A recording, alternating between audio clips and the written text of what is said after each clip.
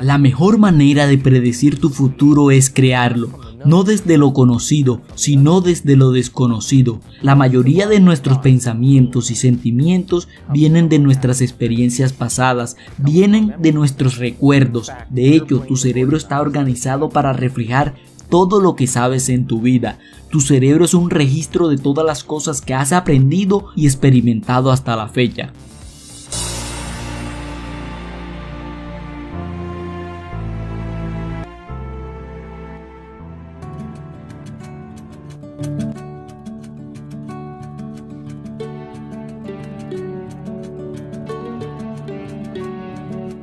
Es un artefacto, y cuando tienes una experiencia y cuando estás en medio de una experiencia, todos tus 5 sentidos te conectan con el entorno externo, y mientras tu cerebro procesa todos estos datos sensoriales vitales, toda esa información vuelve al cerebro, y cuando llega al cerebro hace que las junglas de neuronas se organicen en redes y se encadenen en patrones para reflejar su interacción con su entorno externo. En el momento en que esas neuronas se organizan en patrones, el cerebro produce una sustancia química, en ese químico llamado sentimiento o emoción. Y así las experiencias tienden a crear más recuerdos a largo plazo, porque patrocina o imprime o en patrones muy específicos en las redes de neuronas. Y entonces el consciente emocional nos ayuda a recordar el evento para que aprendamos algo nuevo.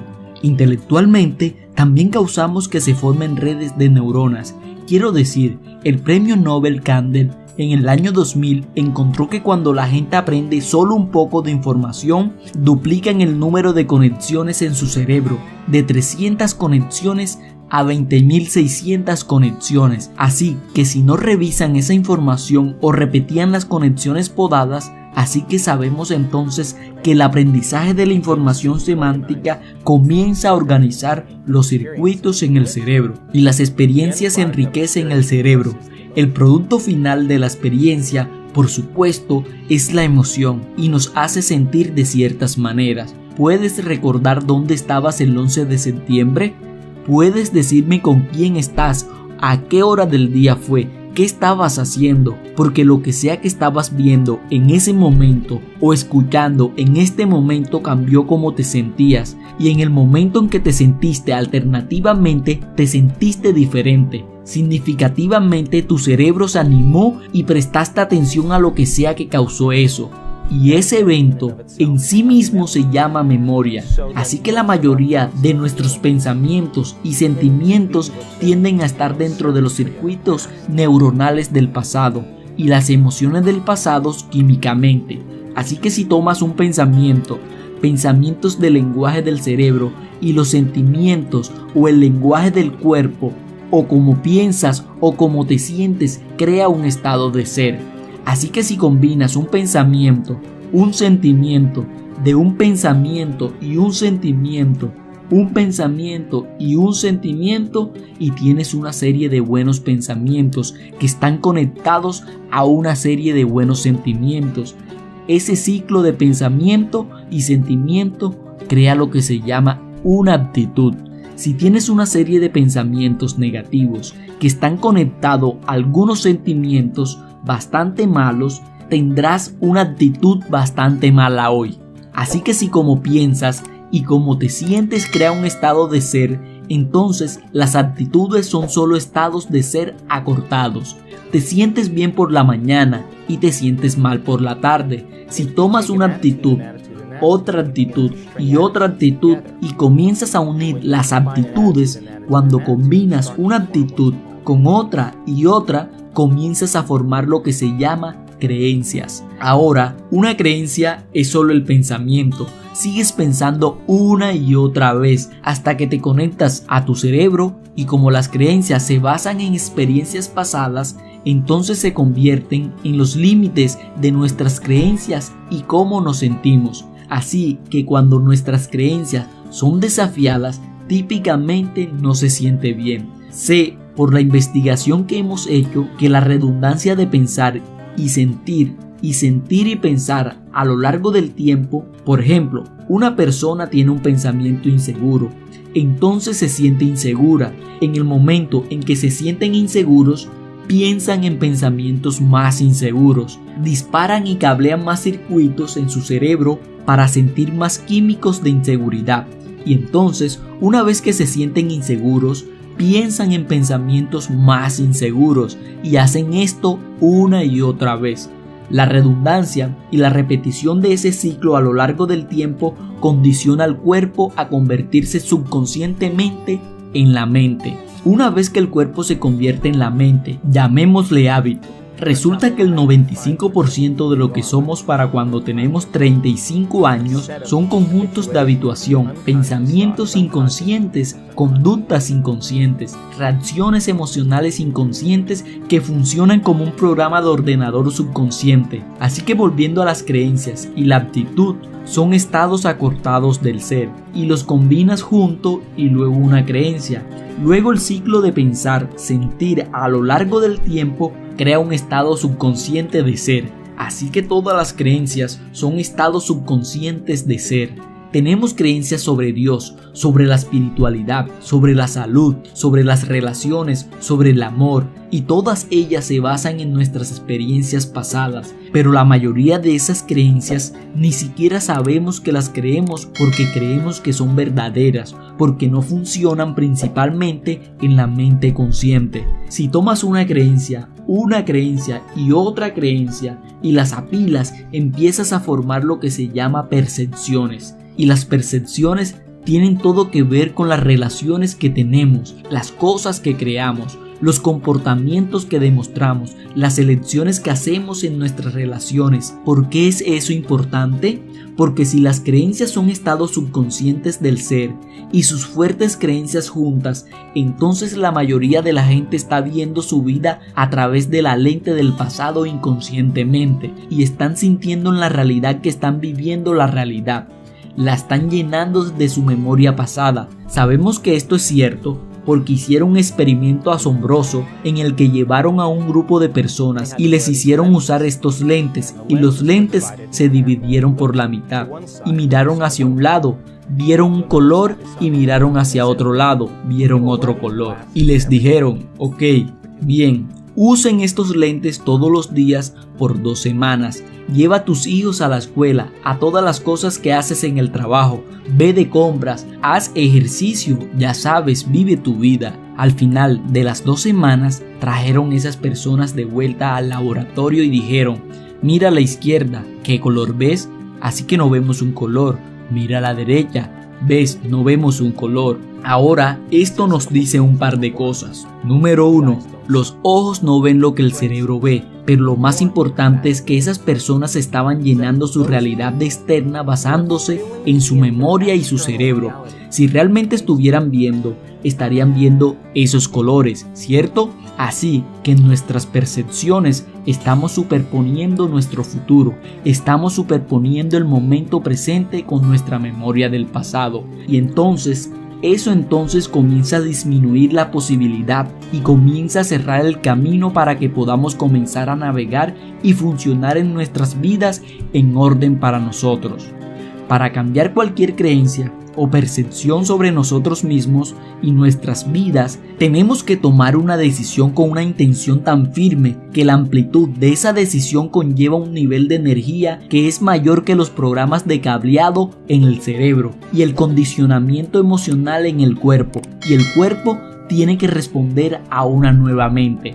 En otras palabras, la elección se convierte en una experiencia que la persona nunca olvida, porque la experiencia interna comienza a reorganizar los circuitos de su cerebro y a enviar una nueva firma emocional en su cuerpo, y en ese momento la persona se libera del pasado. ¿Cómo puede el predicador en el sur de los Estados Unidos entrar en un estado de fe religiosa y beber estricnina y no tener efectos biológicos? ¿O la madre cuyo hijo está atrapado bajo el coche, que levanta el coche y saca al niño? La madre no dice: cielos, no hice ejercicio en 2 semanas, o recibí 8 carbohidratos ayer.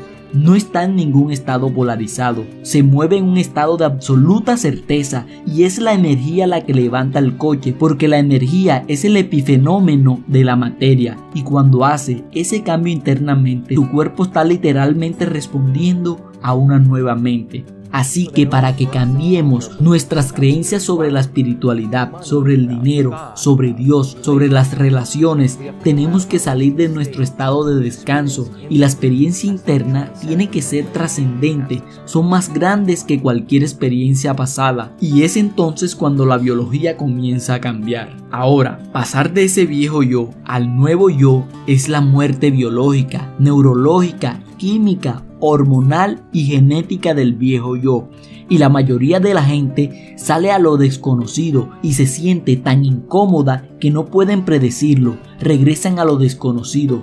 La gente me dice, bueno, no puedo predecir mi futuro, y yo siempre les digo, bueno, la mejor manera de predecir tu futuro es crearlo, no desde lo conocido, sino desde lo desconocido. Y ese vacío, ese desconocido, es el lugar perfecto para crear desde ahora. ¿Por qué es esto peligroso?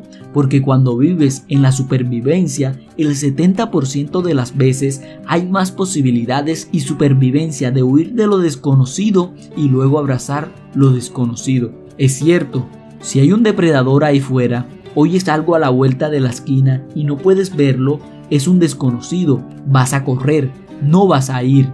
Y no es un momento para confiar, no es un momento para abrir tu corazón, no es un momento para comunicarse aquí. Gatico, gatico, no es un momento para hacer eso, es hora de correr. Nunca confiarás en lo desconocido en ese estado. Así que si la gente vive con estos estados emocionales de supervivencia, nunca van a querer salir a lo desconocido porque no pueden predecir el futuro. Así que prefieren aferrarse a lo que tienen. Resulta que esas emociones de estrés son altamente adictivas, nos dan un torrente de adrenalina, un torrente de energía, y así la gente usa los problemas y condiciones de sus vidas para reafirmar su adicción a esa emoción, para poder recordar quiénes son como alguien. Así que si tus pensamientos pueden activar la respuesta al estrés y los químicos del estrés son adictivos, entonces nos volvemos adictos a nuestros propios pensamientos. Así que entonces salir a lo desconocido es la palabra que era verdad. La grandeza ocurre porque ahí es donde la persona comienza a decir: ¿qué pensamientos quiero disparar y por qué están en mi cerebro? ¿Qué comportamientos quiero demostrar en mi nueva vida? ¿Puedo ensayarlos en mi mente? En el mero proceso de ensayo mental. Esto es la neurociencia. Ahora comienza a instalar los circuitos en su cerebro para que parezca que la experiencia ya ha ocurrido. Estás preparando tu cerebro en el mapa del futuro en lugar del registro del pasado. Y entonces la verdadera persona que está en el proceso de transformación dirá: ¿puedo enseñar a mi cuerpo emocionalmente cómo será este futuro? ¿Puedo empezar a abrazar la alegría de mi nueva vida? Y su cuerpo, su mente inconsciente, comienza a creer que está en el futuro en vez de en el pasado. Ahora, ese proceso no es un proceso de la noche a la mañana. No saltamos del viejo yo al nuevo yo. Requiere ese proceso continuo de cambio de nuestra biología.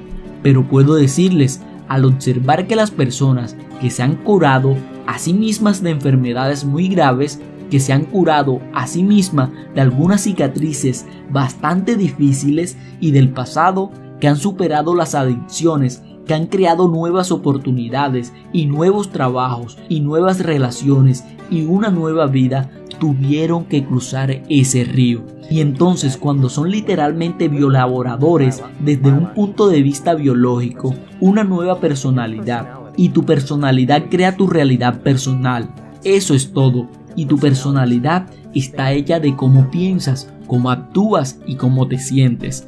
Así que la personalidad actual que está sentada aquí hoy, tú la has creado. Y la realidad personal llamada tu vida, lo que significa que si quieres crear una nueva realidad personal, tienes que cambiar tu personalidad. Y eso significa que tienes que empezar a pensar en lo que has estado pensando y cambiarlo. Mira tus hábitos y comportamientos inconscientes, lo que dices, lo que haces, y toma conciencia de ello y cámbialos. Y mira las emociones que te han mantenido anclado en el pasado y decide si esas emociones pertenecen a tu futuro. Y creo que el mayor problema es que la mayoría de la gente trata de crear una nueva realidad personal con la misma personalidad y no funciona. Así que cuando empezamos a desmitificar esto y la personalidad empieza a decir, oh Dios mío, la enfermedad que tengo es porque está conectada a esta personalidad. Es posible que si cambio de personalidad, como una persona con un trastorno de personalidad múltiple que tiene una alergia a las medias de nylon y diabetes tipo 1 en otra, es posible entonces que si cambio mi personalidad, que la enfermedad exista y la antigua personalidad y que yo sea literalmente otra persona, es posible que desde un punto de vista biológico se cure y cambie. Así que para responder a la pregunta, es difícil porque estamos saliendo de un molde biológico.